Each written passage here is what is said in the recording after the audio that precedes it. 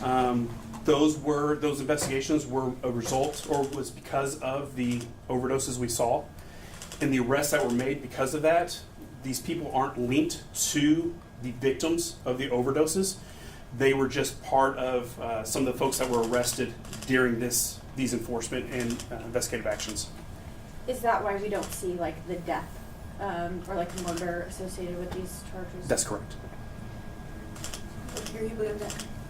I'd love to ask you, in the press release that was sent out yesterday with the 5 people that are in custody at the moment, it mentioned specifically their race, and we were looking at previous press releases and they don't always mention race. Was there any reason or factor that went into why you mentioned in the press release that each of these 5 suspects that are in custody were African American? No, it was just giving all the information that we had. Is there any protocol for when race would play a factor into a case like this, or when you would mention race or not mention race? That would be a question for the PIO unit. The affidavits have mentioned that a possible dealer for those overdoses downtown lived in the St. John's area and that officers were staking out that home. Whatever happened there? Was there an arrest of that potential dealer, or are you still looking for that person? So one individual was arrested. We haven't linked them to being the actual dealer responsible for the overdoses in the downtown area, but the information that we received was potentially came from that area of St. John's. We'll go to Brianna and then. What's the concern level here when it comes to the marijuana that was found laced with fentanyl? Is that something you guys come across frequently? So it's not something we come across frequently. Okay. We have seen it in the past. It is concerning to us, not only with marijuana, but all the substances that they're being mixed with fentanyl.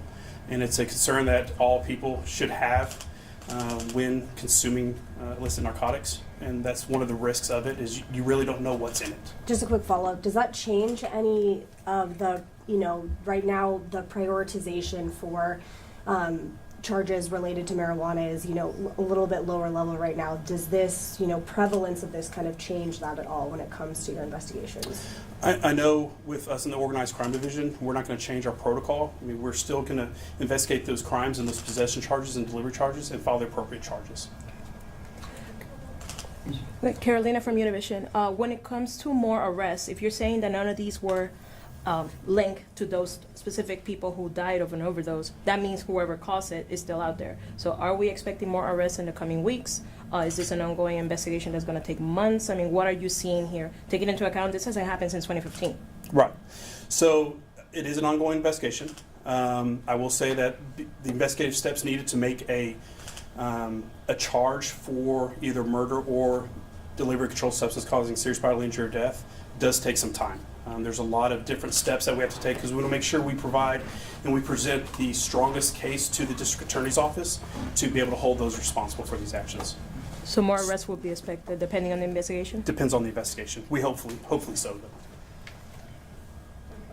There's been a fentanyl crisis for some time, but this even seems like a surge of some sort. What's causing it, and who's behind it, and where's it coming from? So the who's behind it, we don't know for sure right now. The cause of it, fentanyl's always been, like you said, an issue in our communities and all over the United States. The theories that we have now is here in Austin, crack cocaine comes from cocaine. And so what happens is it is bought and sold by individuals and dealers. That cocaine ends up being mixed with other substances to create more volume so that the way the dealer can make more money. So potentially what happened is somewhere down this line of people selling it to other dealers and getting to different buyers is that fentanyl was mixed into it, and these mixtures aren't done in labs, and so there's no scientific approach to it. So potentially too much fentanyl, or it looks like too much fentanyl got mixed in with this substance to cause the overdoses that we saw. Travis County EMS's heat map showed a lot of those incidents happening in downtown Austin. Is APD focusing on that area? Are there several areas of where incidents are increasing and maybe are now a focal point? We're focused on all the areas. We have done some operations in the downtown area to try to target those, but we're looking at all the areas and trying to enforce and take investigative steps in all those. you over here. Yeah, hi. Was testing for the fentanyl done on the scene or in a lab or both? So it was done at the scene on preemptive test kits that we have. Now it will be followed up by labs, our lab forensic unit, conducting more in-depth tests on that substance. And just to clarify, how many total arrests have been made so far of suspects that are directly linked to that overdose surge that we saw from last week? So directly linked to it, that we believe were involved in dealing to the victims, we have none at this time. Because the 5 arrested was part of the undercover operation that started when all this search happened. Correct. Can you talk a little bit about these suspects? Are they homeless? Are they drug dealer? Are they drug users themselves? I know many have been arrested before, so you've probably dealt with them. Who are they? So by suspects, are you talking about for the ones that have been arrested? I don't have all the information on them. The Organized Crime Division, we don't target individuals that use narcotics.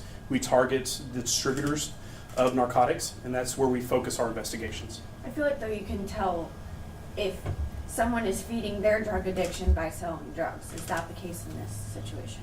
I don't have that information right now, I'm sorry.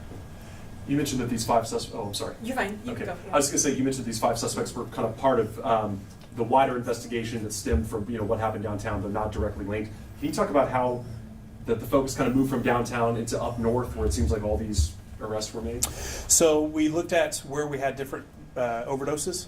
The downtown was an area, as well as North Austin and in the Southeast Austin area.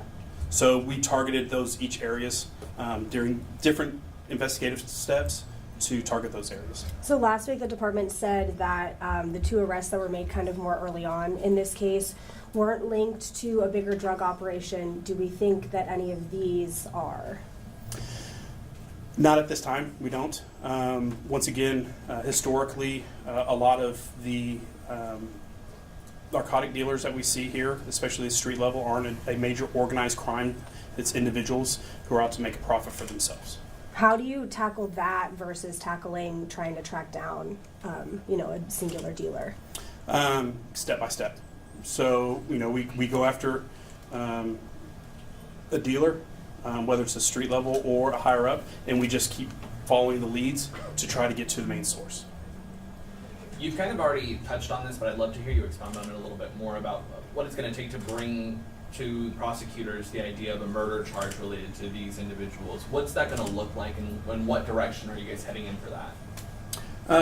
How that looks is we have to be able to based on the aspects of the law for murder, to show that the person knowingly delivered fentanyl to an individual that resulted in their death. There's different investigative steps to determine that, which I'm not going to go into today. You mentioned obviously the role that the public can play in helping to apprehend maybe more suspects here. What should someone look for? How can you be vigilant and notice maybe the movement of fentanyl in your community? For one, as we saw the overdoses, just be mindful of suspicious activity in your neighborhoods. If you see people loitering about, meeting up with multiple people at one time, over and over, or in residence, if you see a lot of traffic at a certain a residence, either apartment or house, that's not not norm for the other rest of the community. Provide that information for us. And question, so now seems like this bad batch, like they were calling it last week at those press conference, is that bad batch out of the streets of Austin, or we really don't know? We really don't know. I hope it is, but we don't have any way to confirm whether it is or not. I guess just as you move forward trying to find people that are directly connected to this overdose surge, what's the biggest challenge that you're running into in trying to connect the dots and get to those people responsible and make those arrests? Right now, one is cooperation from the victims over these overdoses. Trying to get them to cooperate with us to give us the information that we need to be able to pursue those charges. Are they cooperating? Go ahead. The victims, are they cooperating? Some are and some aren't. So I'm not going to go into detail about how many are helping. Once again, it would hinder our investigation. To what degree are the Mexican cartels involved in trafficking of fentanyl? At this point, we don't have any information that they're directly involved with these overdoses yet. Are these just kind of loose operations, or is there any one major transporter of these, or? It's too early right now. I would say at the street level that a lot of these happened at, it's typically historically more of a loose group of people, working individually. At that level. Going further up, we don't have the information yet to know where exactly it came from or if there's any cartel involvement in it. Lieutenant, going back to, you mentioned some of the victims are hesitant to cooperate. Did they give you any indication as to why they don't want to be more forthcoming? I don't have that information. And I guess, what's your message to the dealers? What's your message to the people that are responsible for this overdose surge? My message to them is to stop. Stop spreading the poison that's affecting our community. We don't know, we don't know what they're selling and, how they're doing it. So, the only thing we do is ask them to stop, be responsible for their actions, understand the effects that they're having on families and friends in our community, and to, please stop doing it.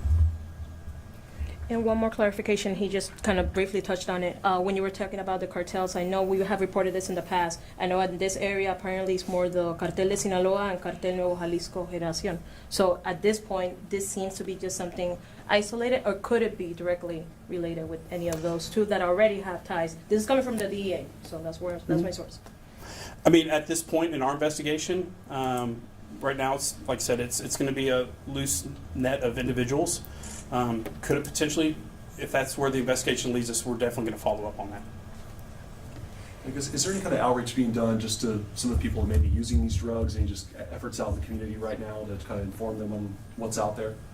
There has been different organizations that have been reaching out to those who are suffering from addiction. I don't have the names of those individuals, but I know that's been mentioned in previous press conferences. I think we'll wrap up with that. Thank you so much. Thank you. Thank you very much.